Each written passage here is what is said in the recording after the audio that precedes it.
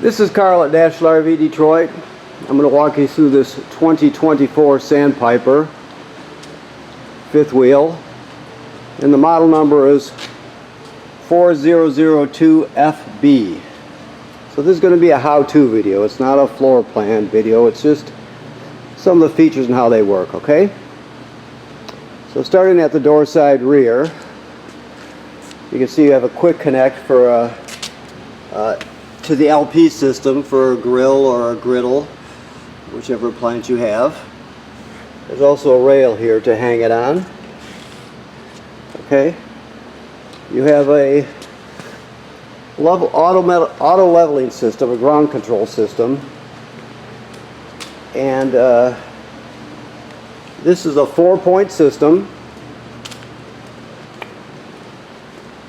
2 jacks and the behind the axles, and then the 2 landing gear.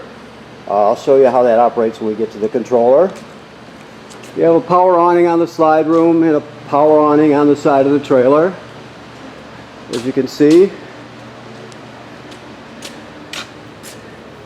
This is a quick connect for a sprayer, water sprayer. See if I can open this one-handed here. There we go. Oh. Okay. Okay, so your basement, you have some receptacles here, and you have a signal out right there. Your dump hose, of course. This is the kill switch here, which is on right now. That's for your battery. And your power cord is a 50 amp cord, your show cord. You have 2 30-pounders, which they're filling right now with LP. Okay. I know it's kind of dark here, but we'll do the best we can.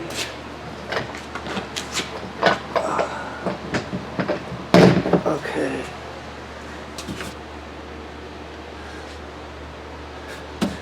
Spare tire. I know it's hard to see.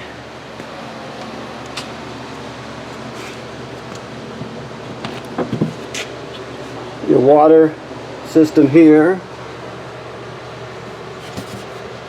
There we go. So you have a water canister for a filter. You have a signal cable in and campground and satellite in. Your gray and your black tank valves. This is your city water hookup here. Okay.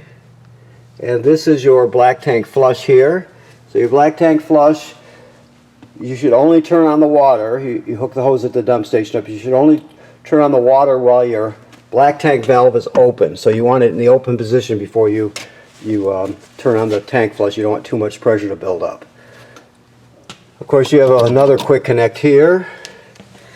And when it comes to your 3 valves, you can see you got 5 options here. The one in the center, city water, is the most common. That's usually what you're going to do. You just hook up the city water to here, and you're put in that position. You're all set. Now, if you're camping someplace without city water, you can go to powered tank fill and fill your tank. Then you can go to dry camping and put it in that position. Those 3 valves in those positions pictured here, and turn on your water pump, and you can pump the water out of the tank. Of course, you have winterize and then sanitize. So it's all pretty straightforward. Okay. As we come around here a little bit, we can look at the solar controller right here. Let me get it to light up. Right now, it's telling us that there's 13.3 volts in the LP system, or I'm sorry, in the 12-volt DC system. You can see it right there. It's just going to keep rotating, so I'll have to talk fast when it comes around. And the other reading is 0.0 amps. That's because we're in the shop. If we're outside, it will be telling you how many amps you're gaining from the sunlight and storing in your battery. Right. So that first screen right there tells you volts DC in the system and your amps. And of course, there's your temperature there. So it tells you everything you need to know. This also will tell you what type of battery and that sort of thing you have in there also. This is your controller for your auto leveling system. The two most common, you can operate all of these independently, all the jacks independently here. There's several functions, but auto level is the one you're going to use the most. After you move your tow vehicle out from underneath, you're just going to push auto level. Now when you push auto level, it'll remember the position the trailer was in right before you auto leveled it. So if you push this down arrow one time, it'll say auto hitch height, enter. That's the other one you're going to use all the time, because that will return it to the position it was in after you unhitched, right before you auto leveled. So it'll put it right back into that same position, so you should be able to slide right underneath and hook up. I mean, if you retract all, which is an option, it'll nosedive the trailer. It won't hurt anything unless you have something under the nose, right? Then it would squish it or damage something. So make sure nothing's underneath if you retract all. But you're going to use auto hitch to return it to the position and auto level to level it. Those are the the most commonly used. You can do things independently, like I said, but generally speaking, auto level and auto hitch height is what you're interested in. And there's your directions for it right there. Okay. You have a on-demand water heater. Obviously, the controls are inside the trailer, but this is what it looks like out here. As you can see, this is the on and off switch. This is, when you're not using it, or you have it in storage or in winterized, you can just shut it off. And if it ever doesn't light up inside on your control panel, make sure you have this turned on and everything is good here. Also keep in mind it has a safety feature. If there's no water available, it will not light. So if you're not hooked up to city water with the water turned on, it will not light. The other option is if you don't have city water, if you don't have water in the tank with the water pump turned on, it will not light. So you have to have a water source or it's not gonna work. This is your plug-in. This is our shop cord. I showed you your cord inside the basement area there. That's of course the vent for the furnace. As we walk around, there's your hookup for your dump hose. You see the cables on the side. That tells us this particular slide is called an AccuSlide. This one here is a Lippert through the frame slide. Two different types. There's also another two valves in here for the other black tank, right? Keep in mind there's two. I just showed you pointed out the one black tank flush in your control compartment. The other one is up here. I think I didn't. The other one would be there. So you have there and there. Okay. Let's move a little farther. As we come around the back, you have an entrance to the back bathroom right here. We'll look at that once we get inside the trailer. You have a shower and a toilet, obviously. You have a housing up here that tells us it's pre-wired for a Furrion backup camera kit if you want to get that. Just make sure you get the Furrion kit that fits that housing. You also have a hookup for a ladder, a Lippert ladder, which is an option. Makes it really easy to inspect the roof. You want to inspect the roof. The manufacturer states every 90 days you should inspect the roof, so you want to make sure that there's no damage up there caused, and any damage to the roofing attachments or roofing material that's caused by low branches or road debris flying up there, anything like that. No way water can get in, anything like that. So it needs to be inspected regularly so you can stay ahead of any potential problem. Okay? So let's go inside.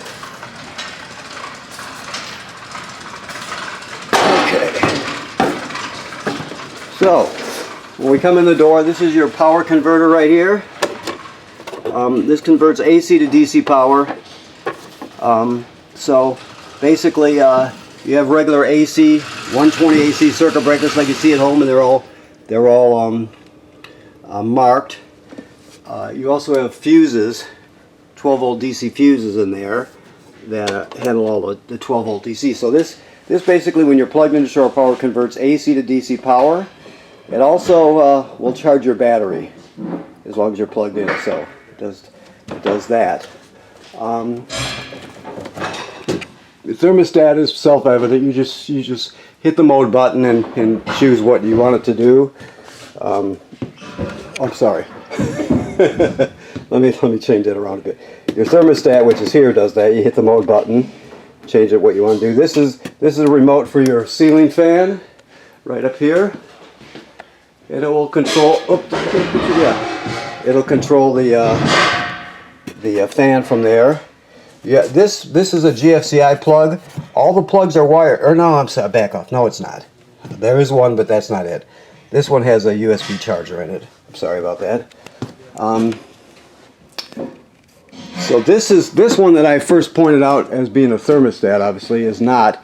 It's shut off right now because it's winterized. Oop, this comes off. Here, let me do that. I scratch it to make it look worse, but it's actually pulls right off. It's just cover. It's just plastic protection on it for shipping. So basically, when you turn it on, it's going to tell you the water temperature. It's usually 115, 120 degrees. When you turn on, once it's on, when you turn on the hot water faucet, whether it's the shower or one of the sinks, it'll automatically light, and it will it'll quickly rise to the temperature you want, and you have unlimited hot water. Okay, so that's not the thermostat. Pantry, of course, your refrigerator. It's self-evident. Always travel with this lock on there, so the doors and this one drawer doesn't slide open and get dinged, and then you have another strap there so the bottom drawer doesn't come out and get damaged. Okay. Your microwave, it has obviously a vent and a light on it. Your range, let's see what we have here. We have a ambient light there. We have the oven light here. As you can see, this one you're going to just push in to light. It's that simple. You just turn it and to the picture of the flame, and then push it into the lights. Very, very simple. TV works like any other TV, obviously. You have a sound bar here. It has an AM/FM radio. It'll play discs. It has a USB drive on it. It has Bluetooth, so you can stream wirelessly with your, phone or tablet, whatever. Your fireplace has a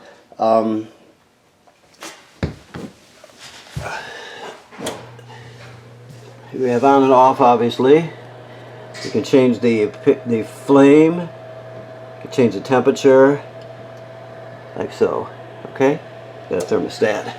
It's a really good space heater. As soon as I turned it on, it was kicking out the heat. It runs off of AC power, so you won't use your limited supply of LP gas. And you have your secret storage compartment back here, obviously.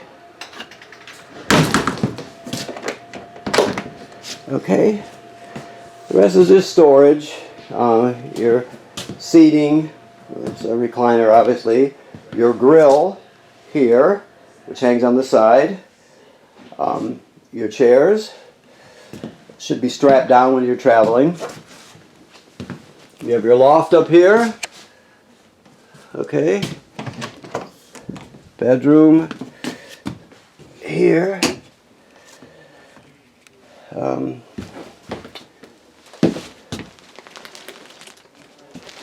You have hookups for your TV here. There's a backer plate back there, so you can put a bracket on there. Back to the bathroom in the back.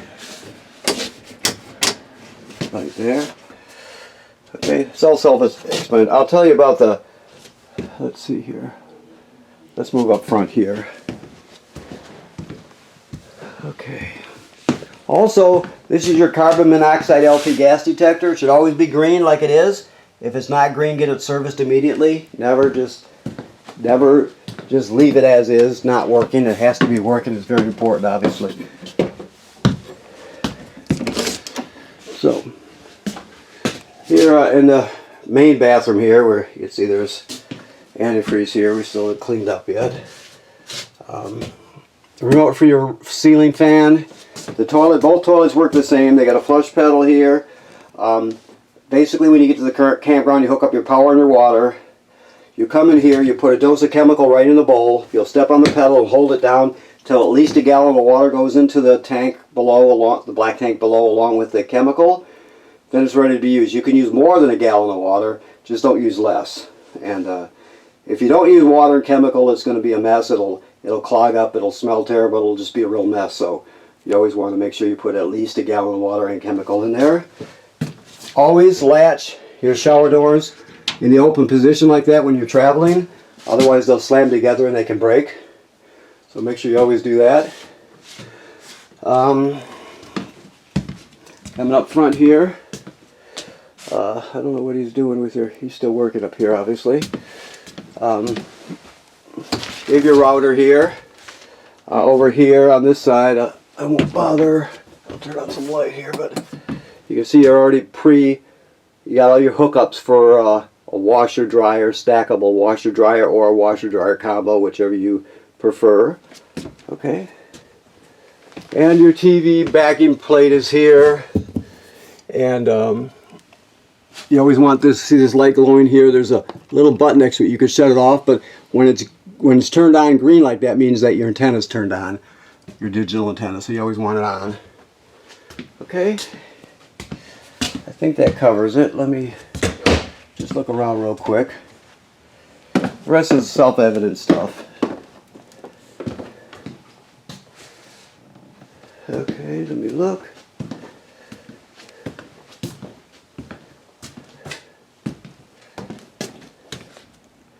Okay, I think we're good then. Okay, I want to thank you for purchasing your trailer here at National RV Detroit. Remember what I said about inspecting the roof every 90 days. That's important. And also remember this is winterized right now, so it's got antifreeze in the system, so it's all set for the winter time. Okay, thank you very much.